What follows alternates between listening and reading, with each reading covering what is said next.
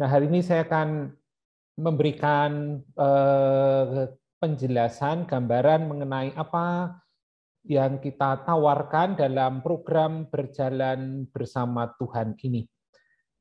Saya akan share screen dulu.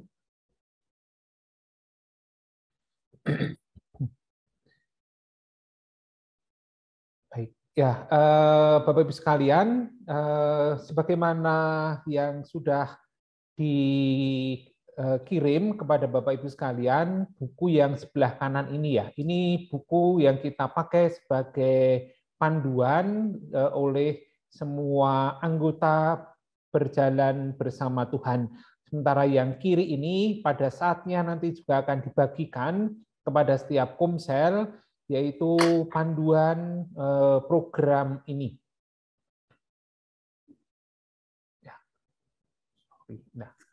Nah, apakah program kita ini? Program kita adalah persahabatan dalam Tuhan. Pertama-tama, program kita adalah persahabatan dalam Tuhan. Nah, sebagai sahabat-sahabat dalam Tuhan yang berkumpul secara rutin, kita membutuhkan pemicu untuk bahan pembicaraan bersama. Apa yang menjadi pemicu bahan pembicaraan bersama adalah kitab suci dari Kejadian sampai Wahyu, ditambah 5 tema, paham Allah, sejarah doktrin gereja, Ekaristi, Maria, dan Konsili Vatikan II mengikuti urutan buku kisah kasih Allah. Tetapi untuk ikut program berjalan bersama Tuhan, tidak ada pengandaian apapun juga. Tidak ada pengandaian sudah ikut KKA, tidak ada pengandaian sudah ikut KPKS, tidak ada pengandaian sudah ikut kursus ini dan itu, tidak ada. Yang ada adalah kehendak dan kemauan untuk menjalin persahabatan dengan Tuhan. Dan kita berkumpul, dalam berkumpul kita menyediakan bahan-bahan percakapan bersama, ada pertanyaan-pertanyaan yang perlu disiapkan untuk dijawab supaya ya misalnya kalau kita ketemu sekarang tidak terus-menerus ngomong tentang COVID ya, tapi ada bahan-bahan yang ditata sedemikian rupa. Dan yang juga sangat penting adalah sharing berbagi kisah kehidupan. Seperti yang ditulis di dalam halaman cover belakang, program berjalan bersama Tuhan adalah sisi sepasang sayap. Kalau semua program yang kita tawarkan dalam komunitas De Verbum ini adalah pengolahan-pengolahan secara pribadi, entah dengan doa, retret, kursus, dan lain sebagainya. Yang kita tawarkan dalam program berjalan bersama Tuhan adalah pengolahan di dalam kebersamaan. Kita berbagi semua ilmu yang kita punya, entah dari manapun kita dapatnya, dan juga kita berbagi pengalaman-pengalaman hidup kita sekaligus menjalin persahabatan. Dan dalam menjalin persahabatan itu pasti ada macam-macam aneka warna. Kita digembirakan dengan sahabat-sahabat dalam kelompok, kita diteguhkan oleh teman-teman di dalam satu kelompok, tetapi juga kita akan mengalami konflik dan benturan di dalam kelompok, di dalam komunitas. Tetapi semua itu akan memproses kehidupan kita. Seperti halnya di dalam keluarga juga macam-macam warna dan kita diproses di dalam kebersamaan itu. Ini yang kita alami bersama di dalam komsel berjalan bersama Tuhan. Nah, dilakukan di dalam kelompok kecil antara 5 sampai 12 orang. Dan dalam kelompok ini kita tidak pernah mengeluarkan orang kecuali alasan berat, tetapi sekarang belum pernah terjadi, misalnya membocorkan rahasia, kalau itu bisa dikeluarkan. Tetapi kita tidak pernah mengeluarkan orang, kita tidak pernah meninggalkan orang. Ada dalam kelompok yang kita punya, sementara orang yang berhenti dengan macam-macam alasan ya. Ada yang karena kesibukan, ada yang karena urusan-urusan yang lain, tetapi mereka tetaplah anggota komunitas kita yang tidak pernah kita keluarkan. Meskipun berhenti 1, 2, 3, 4, 5 bulan, kalau mereka mau bergabung kembali dalam komsel kita senantiasa terbuka dan tidak ada yang namanya ketinggalan. Tidak ada yang namanya ketinggalan. Selalu mereka bisa bergabung kapanpun juga untuk meniti perjalanan sebagai sahabat-sahabat di dalam Tuhan. Nah, bagaimana dinamika seluruh program kita ini? Di dalam buku yang Bapak Ibu sekalian punya, buku yang terbaru yang diterbitkan oleh Canisius ini memang ada pembaruan dari buku yang lama. Di sana ada tambahan kisahku. Memang bagian sharing kisahku ini kita temukan dalam komsel kami angkatan pertama. Ternyata kalau hanya diskusi mengenai pokok-pokok kitab suci rasanya menjadi kering ya. Maka diperkaya dengan sharing pengalaman hidup yang dulu secara sukarela, kemudian dalam versi yang paling baru, dinamika yang paling baru kita tambahkan setiap 3 atau 4 nomor kita dipaksa untuk break berbagi pengalaman kisahku. Ya, setelah 3-4 nomor kita dipaksa untuk break berbagi pengalaman kisahku. Tetapi buku ini adalah panduan. Artinya apa? Kalau setelah 1 atau 2 nomor bagi komsel itu dirasa ada sesuatu yang menarik, berbagi kehidupan, tentu komsel bisa break setelah 1 atau 2 nomor dan kita berbagi pengalaman-pengalaman hidup. Tetapi kalau tidak ada ide di mana kita akan break berbagi pengalaman hidup, dalam buku ini, dalam dinamika ini kita sudah dipaksa untuk break setelah 3-4 nomor berbagi pengalaman hidupnya. Bahan bacaannya, semua kekayaan yang kita punya, ada kitab suci, ada buku kisah kasih Allah, ada katekismus gereja Katolik, ada Anda bisa Google dari manapun juga, ada aplikasi gereja, di mana di sana juga ada macam-macam penjelasannya. Ya. Kemudian ada rangkuman, di bagian C itu, di buku sudah ada, akan disampaikan oleh fasilitator atau oleh salah satu peserta untuk merefresh kembali, menyegarkan kembali ingatan apa yang kita pelajari bersama mengenai pokok-pokok kitab suci. Kemudian ada asimilasi, yaitu refleksi dan penerapan bagi hidup pribadi. Lalu ada pembicaraan rohani 3 putaran, nanti semua ini akan dipandu oleh fasilitator. Apa yang menjadi aktivitas anggota dalam komsel berjalan bersama Tuhan ini? Yang pertama adalah menyiapkan jawaban, menjawab pertanyaan bagian B. Ya, semua mempersiapkan jawaban. Tidak harus lengkap, tidak harus benar, tetapi setiap pertemuan sangat mendukung kalau ada orang yang sudah menyiapkan jawabannya dulu. Dan kita tidak adu pintar, tetapi kita berbagi kekayaan. Teman-teman di dalam satu kelompok tentu bisa memperkaya, bisa menambah jawaban-jawaban itu seturut pengetahuan yang dipunya. Oleh karena itu, nanti di dalam komsel setiap orang diberi nomor. Misalnya saya nomor 1, Bu Esther nomor 2, Bu Helena nomor 3, Bu Yama nomor 4, dan seterusnya. Saya yang nomor 1 menjawab pertanyaan nomor 1. Bu Esther nomor 2 menjawab pertanyaan nomor 2. Begitu seterusnya. Ya, nanti kalau anggotanya ada 8, pertanyaannya ada 15, maka nomor 9 dijawab lagi oleh nomor 1.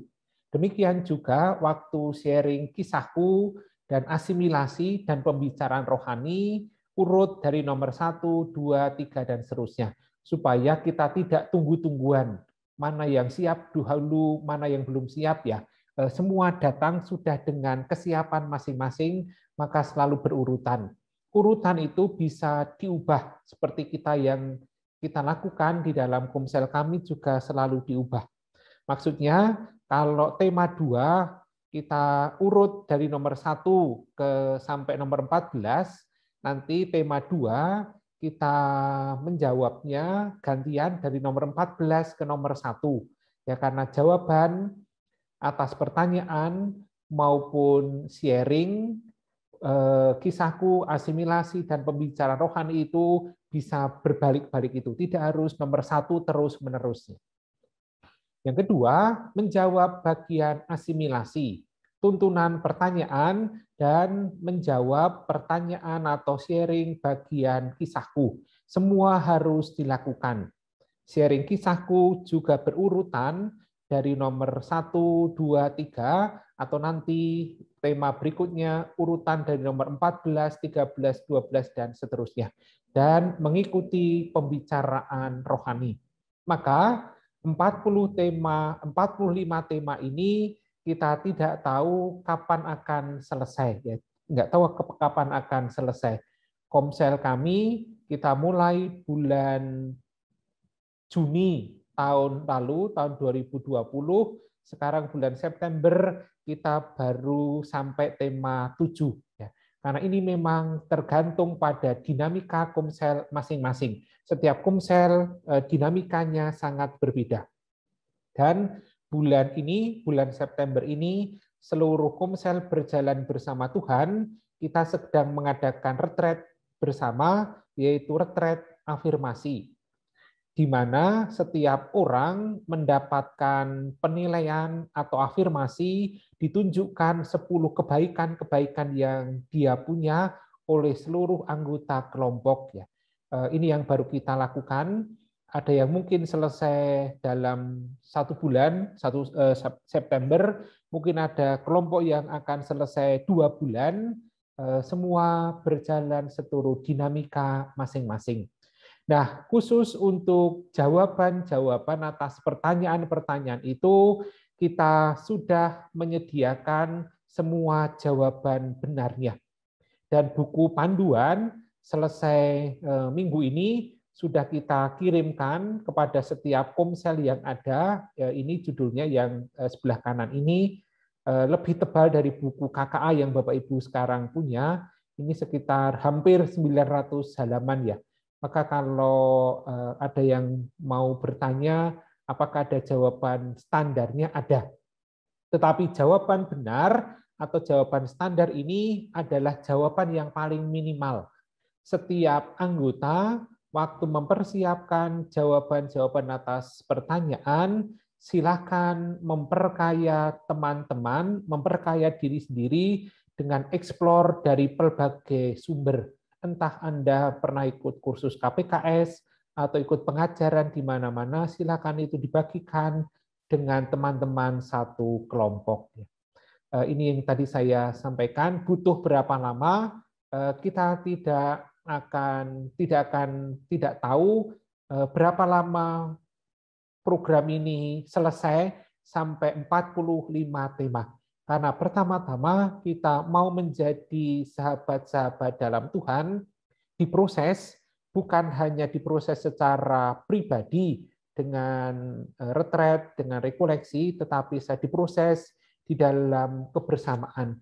Dan saya sendiri banyak berutang budi dengan teman-teman satu kelompok, mendapatkan banyak sekali pelajaran hidup, juga dinamika, dengan cinta dan konflik, dengan kehangatan, juga dengan mungkin juga suasana yang kadang-kadang kita merasa tidak nyaman, tetapi itu kita dengan itu semua, sungguh kita akan dibentuk oleh Allah sendiri, memperkaya kehidupan kita.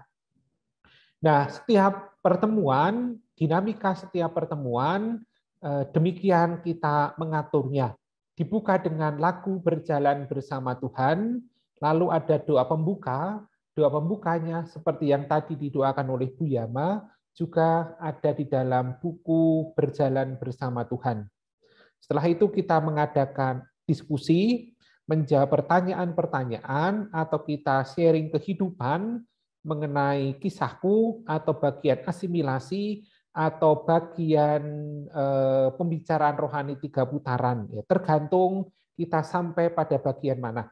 Kemudian penutup, setelah semua pembicaraan kita hening dulu selama 3 menit untuk meresapkan apa-apa saja yang kita bicarakan bersama. Nanti ada musik pengiring untuk hening 3 menit, kemudian ada diputarkan lagu Kisah Kasih Allah, setelah itu doa penutup yang digilir di antara anggota. Bapak Ibu sekalian, nanti akan diberikan file, entah itu lagu berjalan bersama Tuhan, entah itu doa pembuka, entah itu musik instrumen 3 menit, dan lagu KKA. Ya, semua akan dibagikan kepada Bapak Ibu semua. Nah, Bapak Ibu sekalian, dalam setiap komsel nanti akan dibantu oleh fasilitator. Tetapi fasilitator tugas atau pelayanan dari fasilitator adalah pendamping untuk kelompok. Termasuk nanti akan mendampingi setiap komsel untuk berdinamika dan bisa berjalan sendiri, dan juga nanti akan sebelum ditinggal akan memilih ketua dan wakil ketua. Ya, dinamikanya akan dibantu oleh fasilitator.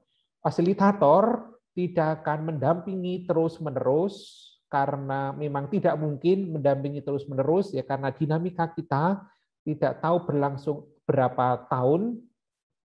Biasanya didampingi sampai tema 3 atau 4. Nah, setelah itu fasilitator akan kembali ke komsel masing-masing atau nanti akan mendampingi kelompok komsel yang baru, pembentukan komsel yang baru ya. Maka membantu supaya komsel itu bisa berjalan sendiri. Ada satu pertanyaan yang sering ditanyakan, bagaimana kalau dalam perjalanan waktu ada orang baru yang masuk di dalam kelompok? Tadi di depan saya sampaikan kita tidak pernah mengeluarkan anggota. Entah berhenti, entah cuti, entah alasan apapun, mereka tetap sahabat kita, anggota komsel kita, yang tetap bisa masuk kapanpun juga. Sekarang, bagaimana kalau saya punya teman baru yang akan masuk dalam kelompok? Silahkan seluruh anggota komsel memutuskan apakah akan menerima orang baru ini dalam kelompok atau tidak.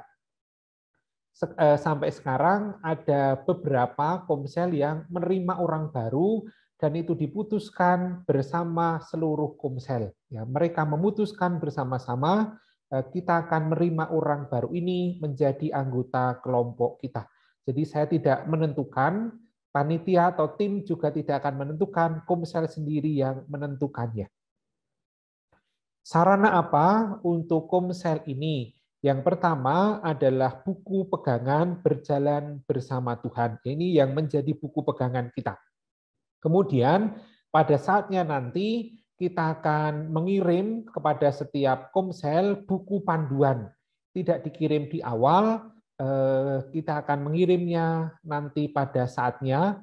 Kemudian buku Kisah Kasih Allah, atau Bapak Ibu ikut KPKS, atau aplikasi gereja, katekismus gereja Katolik, web apapun juga, dan lain-lain semua sumber kekayaan yang kita punya dibagikan di dalam kelompok. Kemudian karena semua pertemuannya secara online sekarang, kecuali nanti Anda mau memutuskan untuk bertemu secara offline, maka ada aplikasi Zoom, Google Meet, dan Microsoft Teams yang bisa kita bantu untuk mengadakan pertemuan online. Adalah aplikasi Google Meet dan Microsoft Teams. Kita memang punya satu account Zoom yang dipakai oleh beberapa komsel. Kalau waktunya cocok, ya tidak bertabrakan dengan komsel lain, Bapak Ibu yang tidak punya Zoom bisa minjam ya. Nanti silakan menghubungi Bu Esther, karena Bu Esther yang tahu jadwalnya. account ini dipakai pada hari dan jam berapa saja. Tapi kalau Bapak Ibu butuh Google Meet atau Microsoft Teams, kita akan memberikan satu account untuk setiap Komsel ya. Ini sebenarnya account berbayar yang didonasikan untuk KDV dan kita akan meminjamkan untuk komsel-komsel yang mau memakai entah Google Meet atau Teams. Kemudian nanti ada 2 wakil komsel yang akan dimasukkan di WAG kelompok fasilitator. Kelompok fasilitator untuk mendapatkan macam-macam informasi dari kami mengenai dinamika komsel, misalnya informasi ya bulan September ini kita mengadakan retret bersama, ya kita kontaknya adalah perwakilan dari 2 orang anggota komsel ya. Bisa nanti yang akan menjadi ketua dan wakil ketua, tetapi bisa juga salah satu wakil sebagai kontak personnya. Mohon dalam WA Group ini tidak mengirim berita atau renungan atau iklan rohani selain program-program dari KDV ya. Mengapa kita menyelenggarakan program Komsel Berjalan Bersama Tuhan? Ada 2 alasan. Alasan yang pertama, saya dididik dalam tradisi Serikat Yesus, di mana dasar utamanya adalah latihan rohani retret selama 30 hari. Pengolahan secara pribadi hidup beriman, relasi dengan Allah, dengan sesama, dan dengan diri sendiri, dengan doa, meditasi, dan kontemplasi, pengolahan pribadi. Kemudian ada satu momen ketika saya mengikuti sebuah kursus pengolahan hidup di Manila, di mana isi dari seluruh pertemuan itu adalah kita dikumpulkan di dalam kelompok kecil-kecil, dan saya dikumpulkan bersama dengan 5 rekan yang terbang dari luar Filipina. Selama 1 bulan kita membagikan pengalaman-pengalaman hidup, membongkar kembali hidup kita untuk menatanya. Dan ternyata dengan berbagi pengalaman hidup, dengan membongkar pengalaman-pengalaman hidup dan menatanya, sungguh menjadi pelengkap dari pengolahan pribadi melalui latihan rohani. Yang kedua, dan ini yang mendorong saya semakin kuat untuk mengadakan Komsel Persahabatan dalam Tuhan, dalam program Berjalan Bersama Tuhan ini, ketika saya diminta untuk merayakan perayaan Ekaristi, peringatan arwah, 1 tahun meninggalnya seseorang. Dan pada waktu itu yang menjemput saya adalah seorang ibu. Maka saya dan ibu ini hanya berdua menuju ke rumahnya. Dalam perjalanan itu seperti biasa saya bertanya hal-hal macam-macam, termasuk yang saya tanyakan setelah beberapa waktu, ya, pertanyaan yang sangat biasa. Suaminya meninggal karena sakit atau karena apa? Dan ibu itu terdiam sejenak, tidak menjawab apapun juga, dan kemudian menangis. Setelah itu barulah dia bercerita, Romo, suami saya meninggal karena bunuh diri. Dan mendengar jawaban itu, saya menjadi tersentak dan saya terdiam. Kemudian ibu itu bercerita, apapun juga alasannya, kami sebagai anggota keluarga yang memiliki anggota keluarga yang mengakhiri hidup dengan cara demikian, sungguh-sungguh sangat berat. Kami mengalami tekanan yang hebat, karena ada salah satu anggota keluarga kita yang meninggal dengan cara demikian. Kami sungguh merasa bersalah. Kenapa kami tidak bisa membantunya mengatasi tekanan-tekanan hidup hingga akhirnya dia memutuskan hidupnya dengan cara demikian. Sejak itu, saya ikut dalam sebuah kelompok atau komunitas di mana anggotanya adalah orang-orang yang punya kerabat yang pernah mengakhiri hidup dengan bunuh diri. Di situ kami bisa berbagi dengan bebas, bisa bercerita dengan bebas tanpa merasa dihakimi, tanpa merasa dituduh oleh orang-orang lain. Dalam komunitas ini juga mereka mengadakan sebuah penelitian, ini tahun 2017, dan hasil penelitian itu menunjukkan bahwa stres, depresi adalah penyakit pembunuh nomor 2 pada tahun 2017 itu.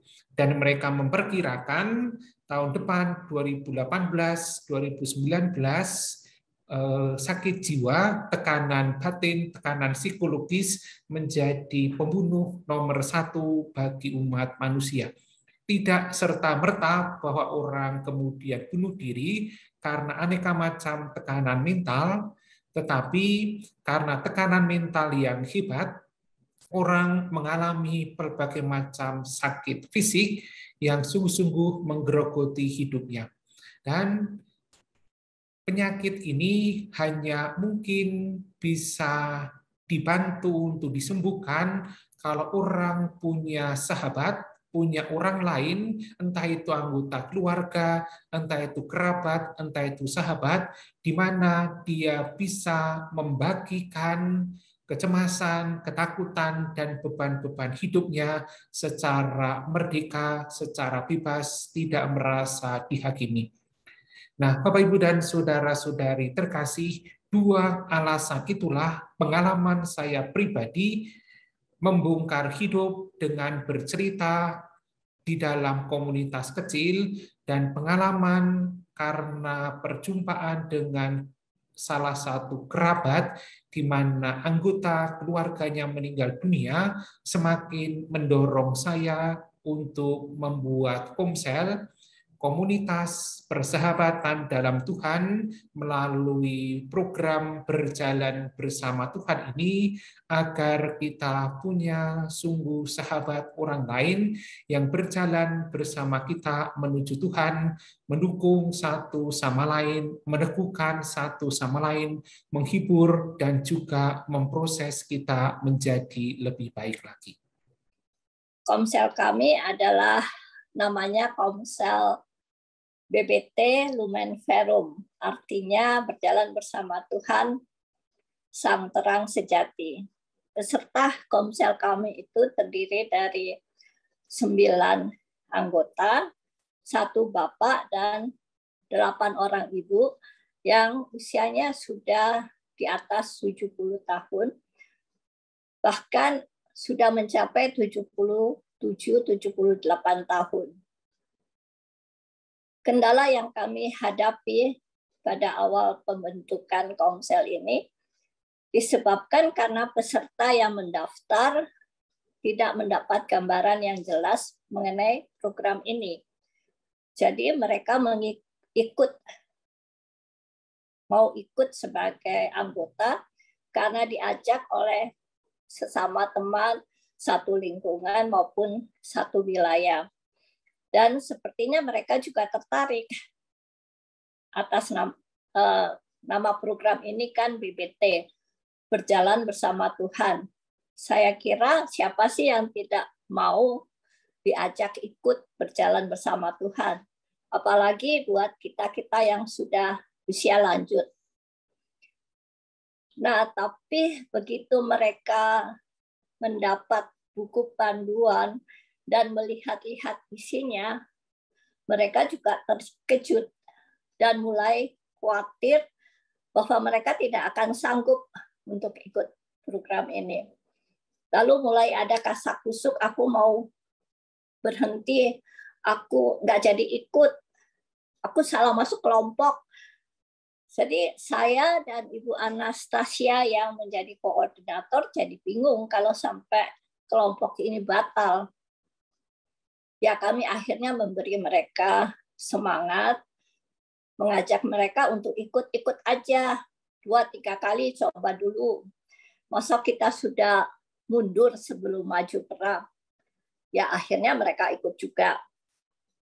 Dan ternyata kekhawatiran mereka itu tidak menjadi kenyataan karena mereka melihat bahwa sesuai seperti yang Romo jelaskan tadi, mereka tidak harus menjawab semua pertanyaan. Jadi itu pertanyaan dibagi rata di antara peserta. Dengan demikian, dengan peserta 9 orang itu, kami baru mendapat giliran setelah 4 atau 5 minggu sekali. Namun demikian, setelah 2-3 minggu masih ada saja yang bersuara ingin berhenti. Ada yang karena alasan pekerjaan, tapi saya memberi semangat mereka, nggak apa-apa, kalau memang harus absen 1-2 kali, nggak apa-apa. Akhirnya mereka juga tetap ikut. Dan puji Tuhan kami mendapat pendampingan waktu itu Pak Sony dan Bu Tika yang membuat setiap diskusi itu menjadi hidup dengan pertanyaan-pertanyaan pancingan yang memberi kami semangat untuk mencari tahu jawabannya. Dan itu membuat kami rajin mencari informasi-informasi, entah itu dari Google atau dari buku KKA, yang walaupun peserta itu bukan peserta kursus KKA, akhirnya mereka beli buku KKA hanya supaya bisa menjawab diskusi-diskusi yang ada.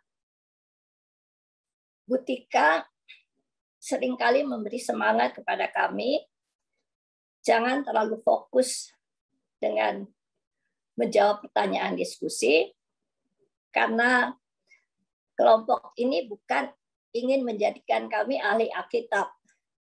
Dan Bu Tika itu seringkali memberi masukan kepada saya setelah selesai pertemuan, apa yang sudah baik, apa yang masih harus diperbaiki, dan siapa-siapa yang perlu diajak untuk lebih berani aktif.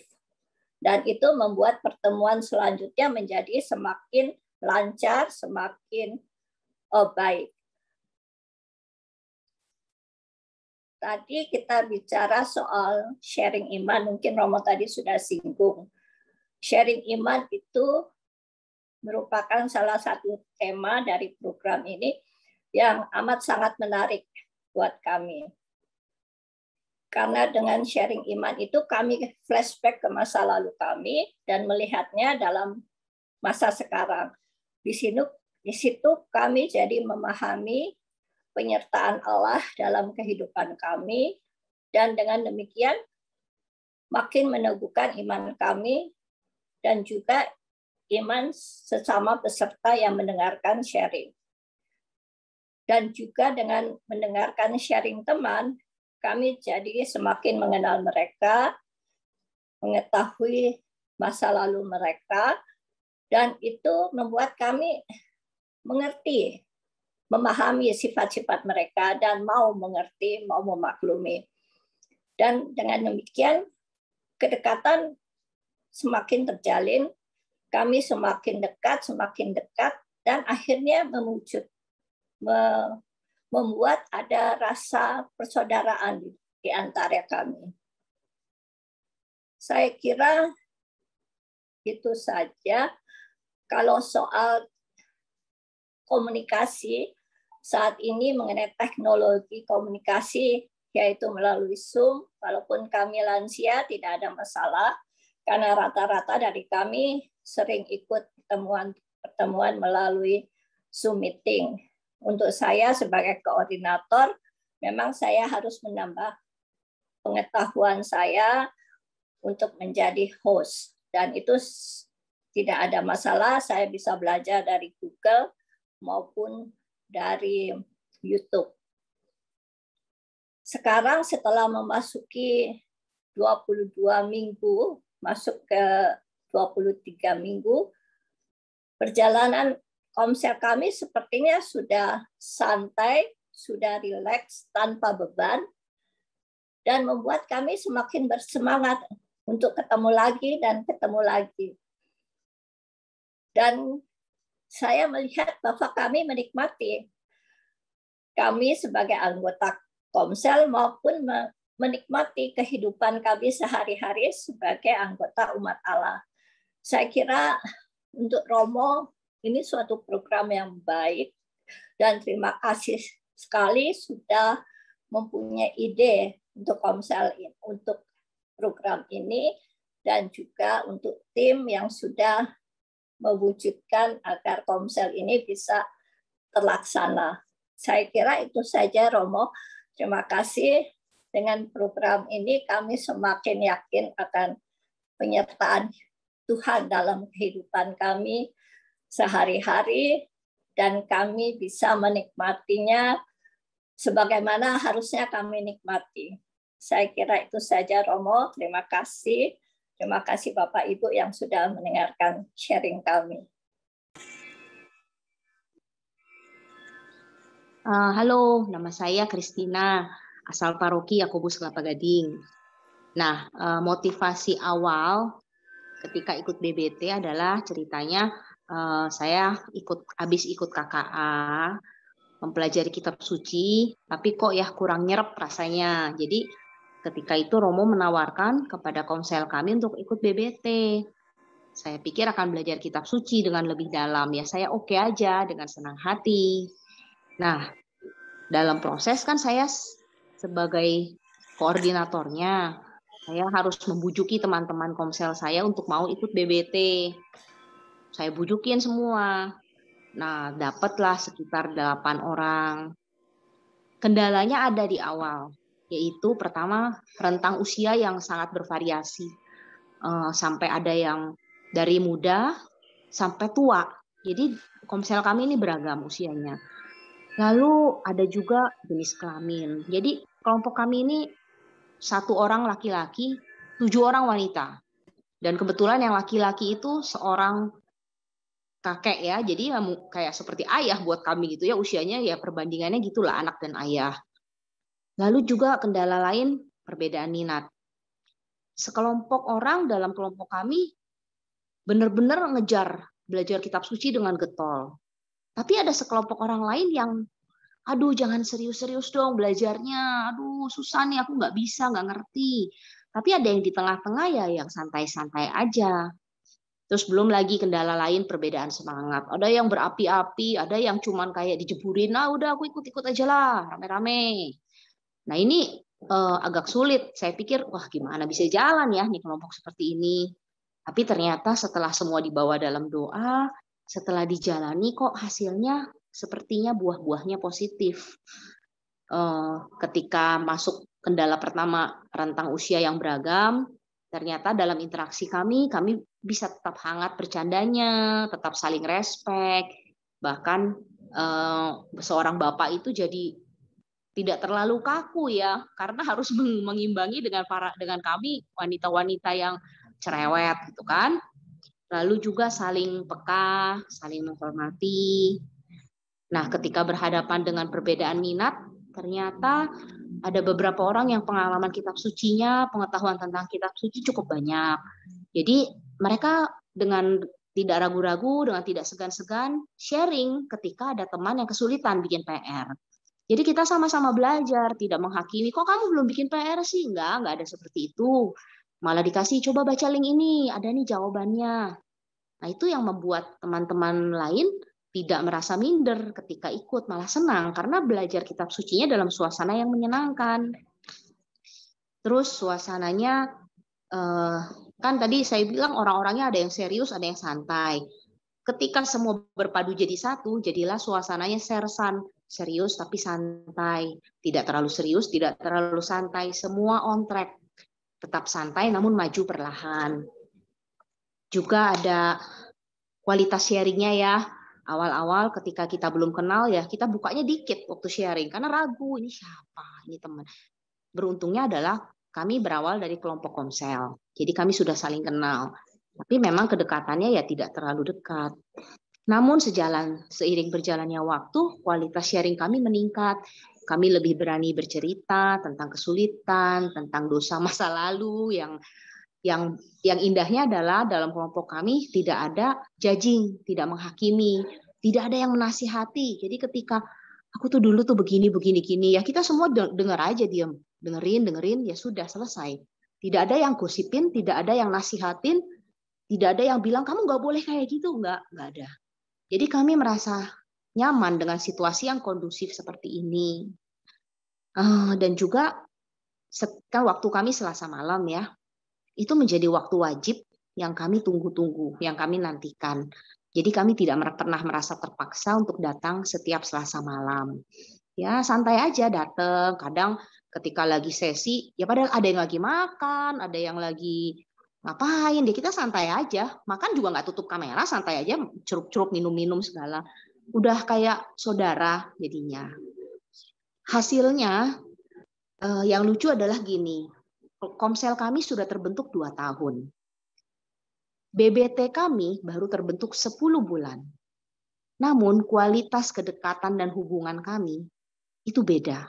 Jadi ketika program BBT ini ditawarkan oleh Romo Rumanto kepada teman-teman di komsel, tidak semua anggota komsel ikut, hanya 8 orang. Nah ternyata kualitas hubungan dari 8 orang ini berbeda sekali dengan di komsel. Kalau di komsel, tiap bulan panggil pembicara, selesai putus hilang. Tapi di komsel ini, di BBT, karena tiap minggu kita bertemu, pembicaraan diatur, tema juga ada, dan semua tema dibawa dalam suasana yang positif, yang baik, mau mencari Tuhan, ternyata bisa membawa kami lebih dekat dalam arti yang positif. Jadi kami kalau ketemu, ya nggak gosip, nggak bahas sesuatu yang negatif kayak COVID lagi, tapi kami berbicara tentang Tuhan Yesus, tentang kitab suci, dan itu membuat suasana jadi positif. Akhir kata, kami dari Komsel BBT Mikael berterima kasih kepada Romo Rumanto yang dengan baik sekali menawarkan program BBT ini untuk komsel kami. Siapalah kami hanya komsel kecil, tapi dilalah ditawari, difasilitasi, dibimbing, diberikan perhatian, sehingga kami punya kepercayaan diri untuk maju. Thank you. Untuk teman-teman yang lain, jangan khawatir. Ayo join, kita berusaha berjalan bersama Tuhan, lewat teman-teman di dalam grup BBT. Rasakan indahnya bersahabat dalam Tuhan. Bye. Udah.